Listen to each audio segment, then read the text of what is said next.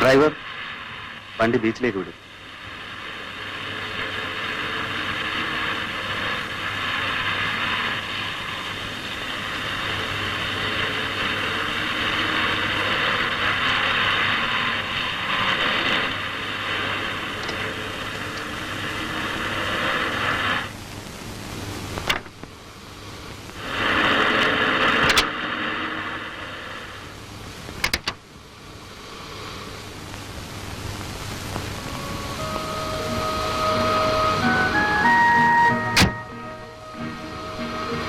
സിന്ധു, എന്നെ ഒന്ന് കടൽ തീരത്തേക്ക് കൊണ്ടുപോകാം.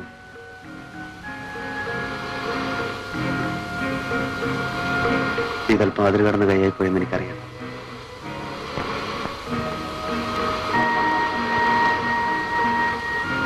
ഇതുവരെ കൂട്ടില്ലാതിരുന്നവനാണ് ഞാൻ. ഒറ്റപ്പെട്ടവനെന്നൊരു തോന്നലായിരുന്നു. ഇപ്പോ എനിക്കൊരു കൂട്ടുകാരിയെ കിട്ടി.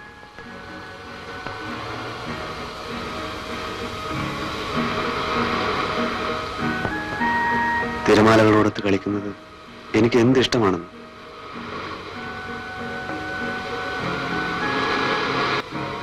ഇരിക്കൂ.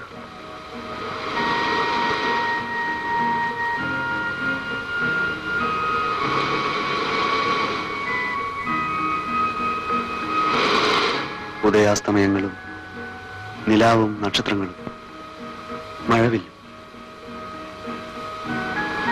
സിന്ധു, എന്തെന്ത് സൗന്ദര്യങ്ങളാണ് ഈ ഭൂമിയിൽ.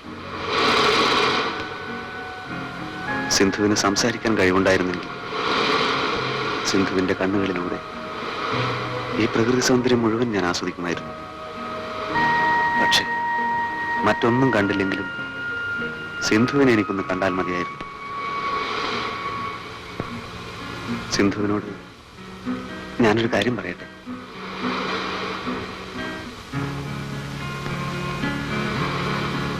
എന്നെ വെറുക്കരുത്. എന്നോടൊന്നും തോന്നുകയും വരുത്. എനിക്ക് സിന്ധുവിന് ഇഷ്ടമാണ്. സിന്ധുവിന് എന്നെ ഇഷ്ടമാണ്. ആണെങ്കിൽ ഈ കയ്യിലൊന്ന് തൊടും.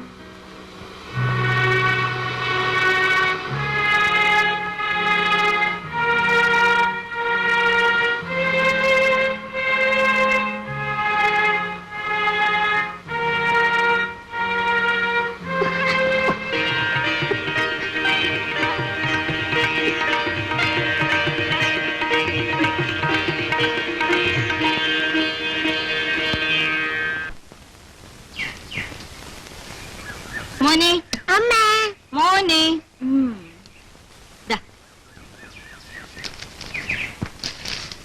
കൊള്ളാവോ മോനെ? അടുത്ത മാസം ശമ്പളം കിട്ടുമ്പോ അമ്മ മോനൊരു നല്ല സമ്മാനം വാങ്ങിച്ചു തരും കേട്ടോ. എനിക്കറിയാമല്ലോ. എന്നാണതെന്താ? എനിക്ക് അമ്മ നിനക്ക്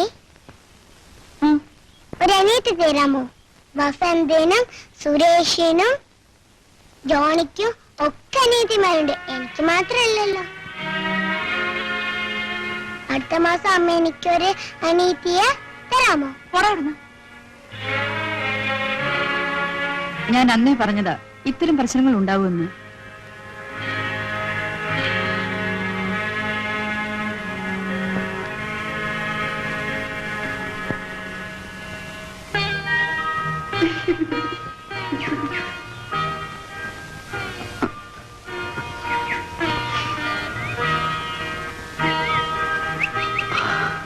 ഇത് റോസാപ്പൂവല്ലേ?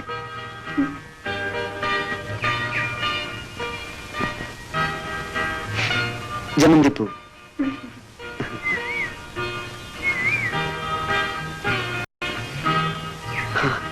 ഇത് മുല്ലപ്പൂ. എന്ത് നല്ല മണമാണല്ലേ മുല്ലപ്പൂവിന്. എനിക്ക് പൂക്കൾ എന്ത് ഇഷ്ടമാണെന്ന്. നല്ല ഭംഗിയാണല്ലേ പൂക്കളെ കാണാൻ. സിന്ധു ഭാഗ്യവതിയാണ്. സിന്ധുവിന് എല്ലാം കാണാമല്ലോ. എന്റെ മുമ്പിൽ വെറും ഇരുട്ട് മാത്രം. ആ ഇരുട്ടിനപ്പുറത്തുള്ള എന്റെ സിന്ധുവിനെ ഒന്ന് കാണാൻ ഒരു കണ്ണെങ്കിലും എനിക്കുണ്ടായിരുന്നെങ്കിൽ.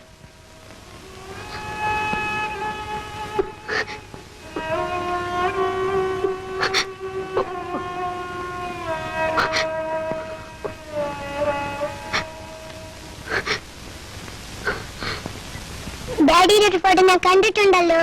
എവിടെ വെച്ച്? ഡാഡിയുടെ ഒരു ഫോട്ടോ അമ്മ എന്നും ഉറങ്ങാൻ നേരത്തെ എടുത്തു നോക്കും. മൈക്ക് പിടിച്ചിരിക്കുന്ന ഫോട്ടോ. ഓ, അത് ഡാഡി ഗാനമേളയ്ക്ക് പാടിയപ്പെടുത്ത ഫോട്ടോയാണ്. അന്ന് ഡാഡിക്ക് പാടാൻ കഴിഞ്ഞില്ല, ഭയങ്കര ചുമയായിരുന്നു. ഡാഡി, ഞാൻ ഇവിടെ വന്നത് അമ്മ അറിയാൻ പാടില്ല കേട്ടോ. ഇല്ല മോൻ, ഡാഡി പറയില്ല.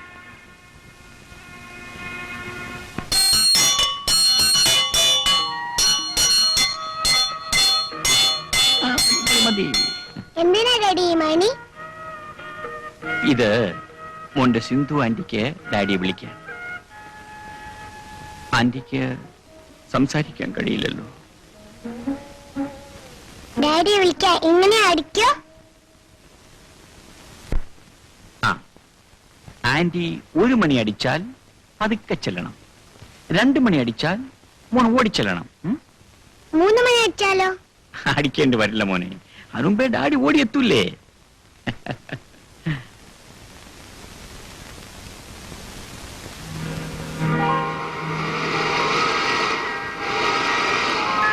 സിന്ധു,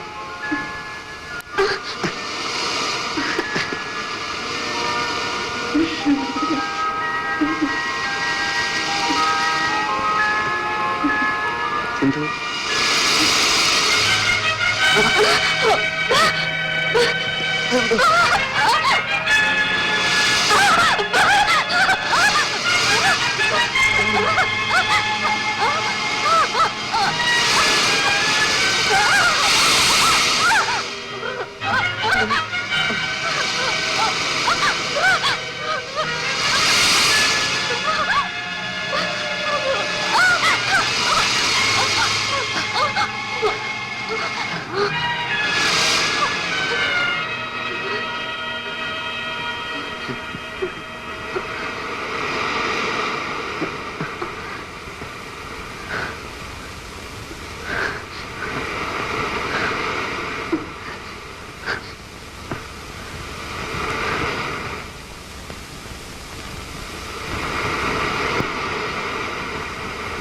നല്ല ഐശ്വര്യമുള്ളത്, നല്ല കുടുംബവും.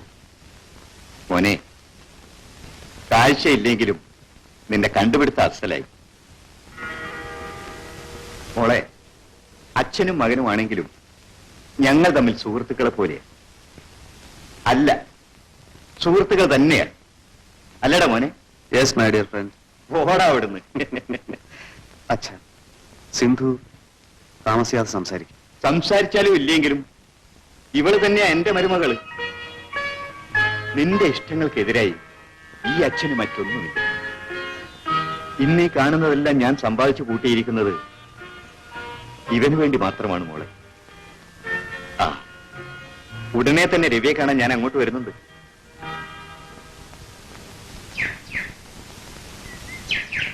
എന്താ ബാലേന്ദ്ര, സിന്ധുവിനെ കാത്തു നിൽക്കാണോ? ഓ പ്രഭ സിസ്റ്റർ, സിന്ധു ഇപ്പൊ വരും. ഞാൻ വരട്ടെ? സിസ്റ്റർ, ഒരു നിമിഷം. ഞാനും സിന്ധുവുമായുള്ള വിവാഹം നിശ്ചയിച്ചു. അറിഞ്ഞു. സിന്ധു ഭാഗ്യവതിയാണ്. നിങ്ങൾക്ക് നല്ലത് വരട്ടെ. എന്താ സിസ്റ്റർ എന്നെ പോലെ സംസാരിക്കുന്നത്? ഞാൻ രവിയേട്ടനുമായി കണ്ടിരുന്നു. പാവൻ രവിയേട്ടൻ. ഏകാന്തത ആ മനുഷ്യൻ തളർത്തുകയാണ്. അതിൽ നിന്നും അദ്ദേഹത്തെ രക്ഷിക്കാൻ സിസ്റ്റർക്ക് മാത്രമേ കഴിയൂ. സത്യം പറയൂ, സിസ്റ്റർക്ക് അനുഭവപ്പെടുന്നില്ലേ? സിസ്റ്റർ എന്താണ് ഒന്നും മിണ്ടാത്തത്? എല്ലാം എനിക്കറിയാം. നിങ്ങൾ രണ്ടുപേരും ഒന്നിച്ച് ജീവിക്കുന്നത് കാണാൻ ആഗ്രഹിക്കുന്നവനാണ് ഞാൻ. എന്നേക്കാൾ ഉപരി സിന്ധു. ഞാൻ വാർഡിലേക്ക് പോകുന്നു. എന്താ പ്രഭേ? അയാൾ ഇങ്ങോട്ട് വരുന്നു. ആര്? ഞാൻ പറഞ്ഞിട്ടില്ലേ, എന്റെ അമ്മാവന്റെ മകൻ. ഓ, നടരാജനോ? അയാൾ എന്തിനാ ഇങ്ങോട്ട് വരുന്നത്? എന്റെ വിവാഹബന്ധം ഏർപ്പെടുത്താൻ. അതിനായി രവിയേട്ടനെ കണ്ട് സംസാരിക്കാൻ. അത് നീ കൂടെ തീരുമാനിക്കേണ്ട കാര്യമല്ലേ? അതെ, ഞങ്ങളുടെ ബന്ധം ഏർപ്പെടുത്തിയാൽ ഞാൻ അയാളെ വിവാഹം കഴിക്കാമെന്ന് വാക്ക് കൊടുത്തിരുന്നു. പ്രഭേ, നീ എന്തായി പറയുന്നത്? നിനക്ക് ഭ്രാന്താണോ? എന്റെ മോന്റെ ജീവന് വേണ്ടി ഞാനിത് സമ്മതിച്ചു. എനിക്ക് നിന്നെ മനസ്സിലാക്കാൻ കഴിയുന്നില്ല. പറയൂ പ്രഭേ, എന്തുണ്ടായി?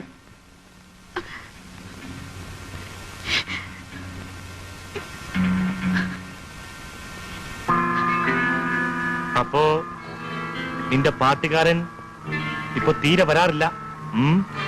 ഇല്ല. അവൻ പോട്ടെ, ഇനി നിന്റെ കാര്യം ഞാൻ നോക്കിക്കൊള്ളാം. പിന്നെ ഇവനെ വല്ല അനാഥാലയത്തിനും ചേർക്കാം. എന്തു പറഞ്ഞു? എന്റെ ജീവിതം തന്നെ എന്റെ കുഞ്ഞിന് വേണ്ടിയാണ്. എന്റെ കാര്യം നോക്കാൻ എനിക്കറിയാം. കടക്ക് പുറത്ത്.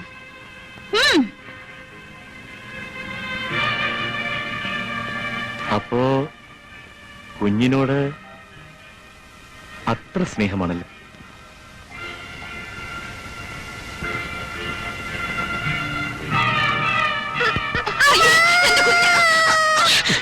ഓഹോ, നിനക്കിവനോട് അത്ര സ്നേഹമാണല്ലേ? ദൈവത്തെ ഓർത്ത് എന്റെ മോനെ ഒന്നും ചെയ്യരുത്. എങ്കിൽ ഞാനുമായുള്ള വിവാഹത്തിന് നീ സമ്മതിക്കണം. അല്ലെങ്കിൽ അയ്യോ, ഈ ചുറ്റിയെ കൊണ്ട് ഞാൻ ഇവന്റെ കുരുന്ന് തലയോട് അടിച്ച് തകർക്കും. അയ്യോ വേണ്ട, ഞാൻ സമ്മതിക്കാം.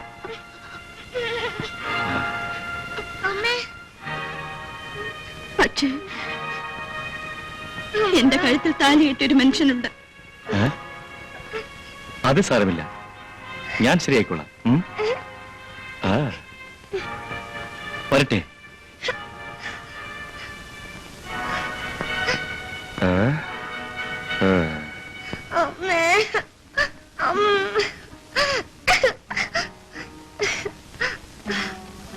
ഒരാഴ്ചക്കുള്ളിൽ മറുപടി അയച്ചില്ലെങ്കിൽ അവനിങ്ങോട്ട് വരും. നീ എന്ത് തീരുമാനിച്ചു? എനിക്കൊന്നും അറിയില്ല അവനെ.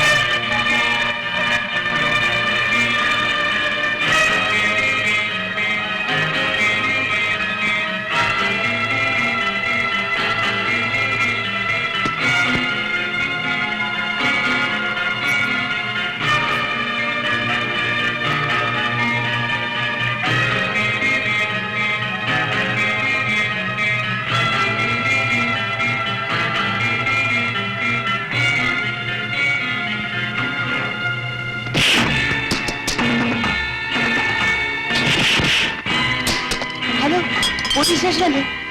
Police station.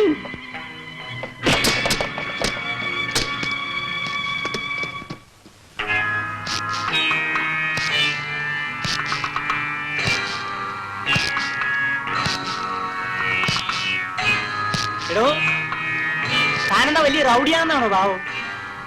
ഈ വേലയൊന്നും എന്റെ അടുത്ത് വേണ്ട കേട്ടോ. ഇതിന്റെയൊക്കെ പണം തരാ തന്നെ ഞാൻ വിടൂല്ല. എടോ, സത്യം കൊണ്ടോ? സത്യം വിടാനാ പറഞ്ഞ്. ഞാൻ പോലീസിന് ഫോൺ ചെയ്തിട്ടുണ്ട്.